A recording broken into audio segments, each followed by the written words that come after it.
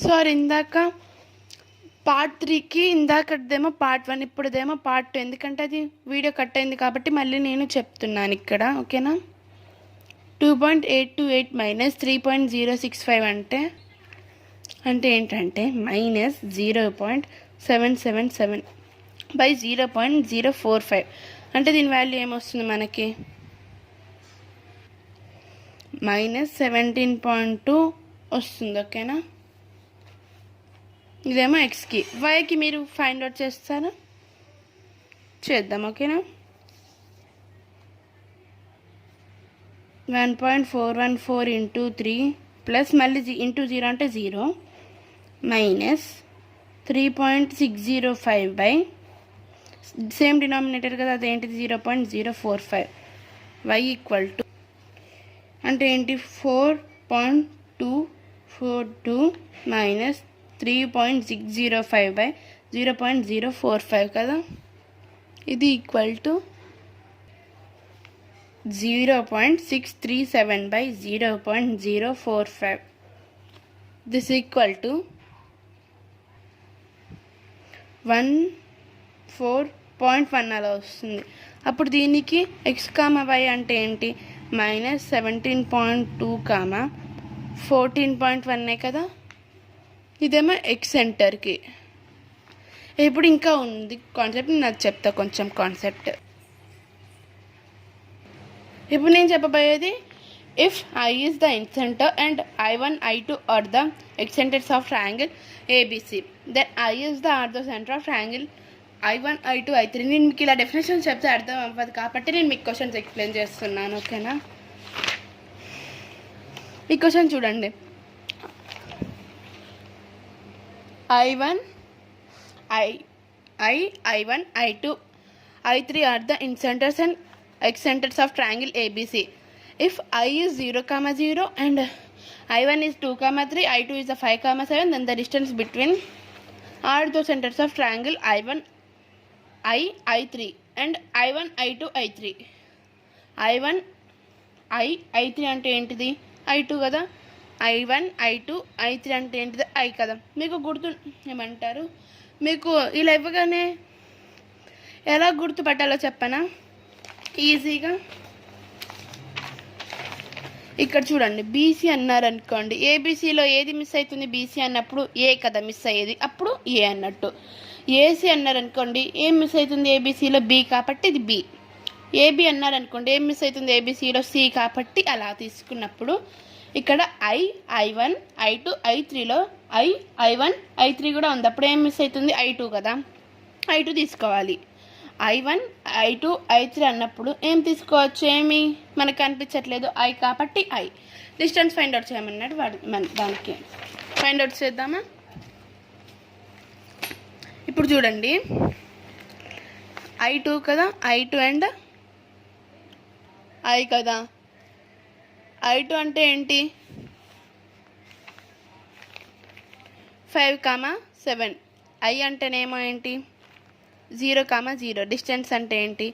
x1 y1 x2 y2. This equal to under root of 0 - 5 whole square plus 0 - 7 whole square, that is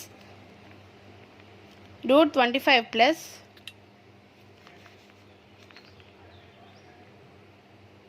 49. This is equal to under root of 74. This is the answer. ఓకేనా? చూడండి, ఇక్కడ కూడా answer 74 అనే ఉంది. ఇప్పుడు ఇంకొకటి కూడా ఉంది.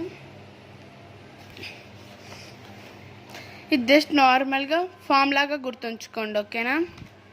The area of triangle formed by the points అని ఇది ఇచ్చారు కదా, ఇది జస్ట్ గుర్తుంచుకోండి. The length of the medium through a equal to ఇది, కాస్ ఏ ఈక్వల్ టు ఇది కదా. నేను ఈ రెండింటికి క్వశ్చన్స్ మీకు ఇక్కడ చూడండి, వీడియోస్ ఉంటాయి కదా. ఇక్కడ చూడండి, మీడియం త్రూ ఏకే కదా ఈ ఫార్ములా. అప్పుడు ఏంటిది?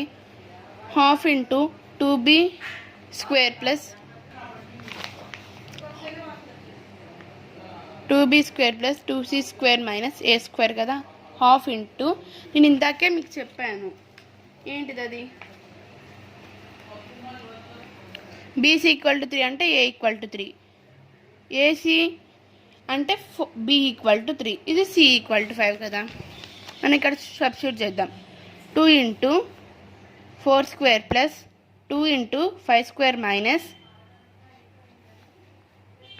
3 స్క్వేర్ కదా, half into under root of 2 into 16 plus 2 into 25 minus 9, half into 32 plus 50 minus 9, that is, wait a minute,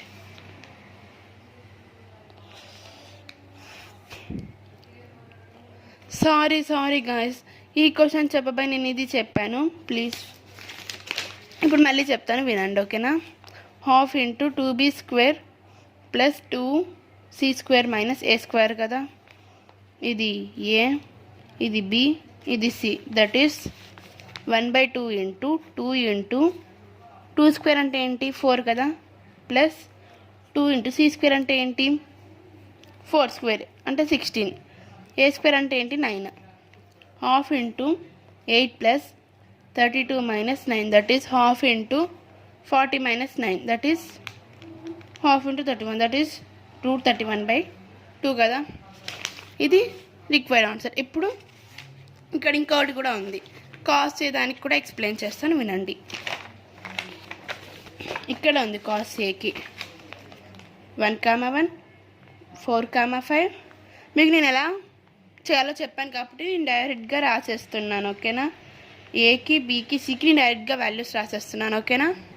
ఇది మీకు తెలిసిందే కదా ఎలా ఫైండ్ అవుట్ చేయాలో. దీనికి ఫార్ములా ఏంటిది, cos A equal to b square plus c square minus a square by 2bc కదా. B square అంటేనేమో 169 plus 25 minus 68/2 into 13 into 5, that is, ఇది మొత్తం మనకి ఏమొస్తుందంటే ఇది చేస్తే మనకి 126, ఇదేమో 130 వస్తుంది. దిస్ ఈజ్ నియర్లీ ఈక్వల్, ఇదేమో 0.9 వస్తుంది కదా, this is nearly equal to 1, అప్పుడు ఆన్సర్ ఇది. ఇంకింతేనండి. పార్ట్ 1, పార్ట్ 2, పార్ట్ 3లో మీకు కోఆర్డినేట్ సిస్టమ్ ఎక్స్ప్లెనేషన్ అయిపోయింది. Thanks for watching this video. Please subscribe to